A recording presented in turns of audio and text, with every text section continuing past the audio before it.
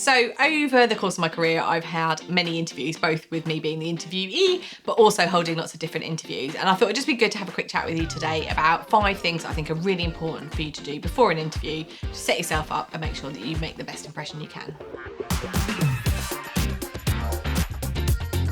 So the first one, which may seem really obvious, but I actually think is more difficult in a virtual environment, is to pick the right clothes and background.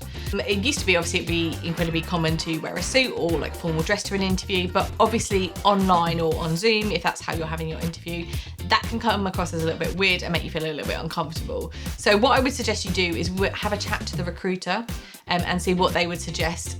They will know better about what the culture of the company is, what type of clothes they wear, because obviously if it's a very formal investment banking type background, they may still require a suit. But if you're, say, going for a tech job or something in the media, then that's going to make you stand out, but not in a good way.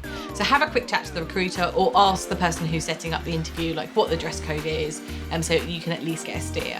What I'm seeing mainly at the moment is men to like kind of have some sort of like shirt and a jumper or a polo neck, and women just like a smart top. So just give a thought to like what you're going to wear, make sure it's something you feel comfortable in, but equally it's going to make a good impression. And secondly, have a think about like the background that you're having. So it may be a virtual background, in which case you can preload an appropriate background or use a blur. But if you're going to be up against something, make sure that you've got nothing too distracting in the background. I did do an interview where a guy had a load of beer bottles in the background and didn't give off the most like professional kind of impression. So just give a quick thought to like what's actually going to be in shot behind you, and just make sure that you can limit anything that's going to be potentially embarrassing for you.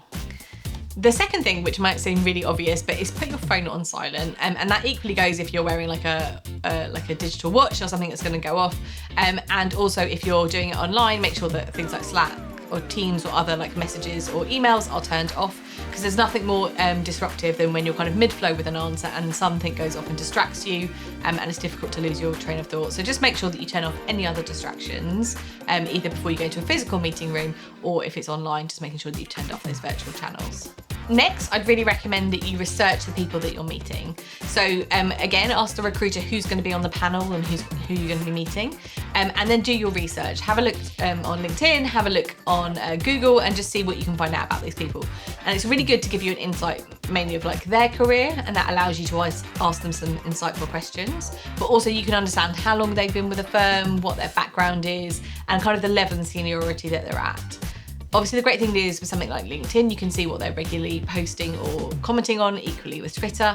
And so you can kind of get a feeling for who they may be as an individual, and that was just going to help you build rapport more quickly and be able to ask insightful and relevant questions. What I'd also suggest is that you prepare a couple of icebreakers. So they will want to get to know you, but equally you may well want to get to know them. So based on that research that you've done, you can ask them something about something they've commented on, something they've posted, something they've liked, what their interests are, and it just helps you to see them more as a random person and them to see the same about you.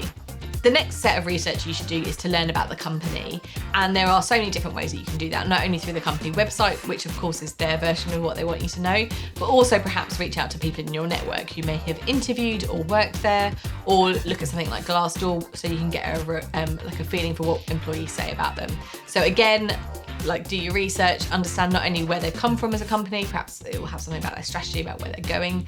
Again, that allows you to show some insight into the company and ask a relevant question. So if they say they're going to expand into new markets, you could ask a question around that. Or if they're looking to increase their diversity, again, you could ask them about that. So just shows that you've done your research about the company, you're interested in working with them, but also allows you to get a bit more of a feel of the organisation that you're walking into. And finally, it's really common in interviews for them to ask you what questions you have. So make sure that you have a couple ready. A couple of my favourites I always ask are, is there anything that I didn't land or that I didn't explain properly? And that allows them to mentally review the interview that you've just had and make sure that you've got an opportunity to interject anything you didn't quite get right. So more often than not, they may well say no, but sometimes they will say, oh, well, actually, I thought you were going to say more about this, or I was quite surprised at your answer to that. And that allows you to have a second bite of the cherry and give a bit more of a rounded view or a different answer if you feel that that's appropriate. The second question I always ask is, if I've been in post for 6 months, what would you be looking for me as a successful hire? So that allows you to get a real feel for what they think is really important in this role. So they may say something about fit for the team, about your ability to learn, but it just gives you an insight, A, into what they're really looking for, but B, allows them to understand that you really want to be a good hire, not just any hire. So if you really want to be successful in that role for what it actually is, I think it's also a really good opportunity for you as an interviewee to understand if it's actually the role that you really want. So quite often I work in internal audit, and quite often people come thinking they want to be accountants, and that's not really what we do. So it's a really good sense check to understand exactly the role that you're applying for, because the answer that they give you will give you an insight into if that's actually what you want to do with your time. So if they say something like, oh, we really want someone who's got great attention to detail, and you know that's not you, then at least it gives you an opportunity to have perhaps a further conversation as part of the recruiting process to make sure that it's the right role for you. So those kind of questions at the end that interviewers give you a chance to ask are really important to help you make the right decision, but also then for you as a candidate. So those are the 2 questions that I really like. I'd love to hear from you guys what you think are really good questions to ask in interviews. So please leave them in the chat below, because I'm sure there's some things that I haven't thought of.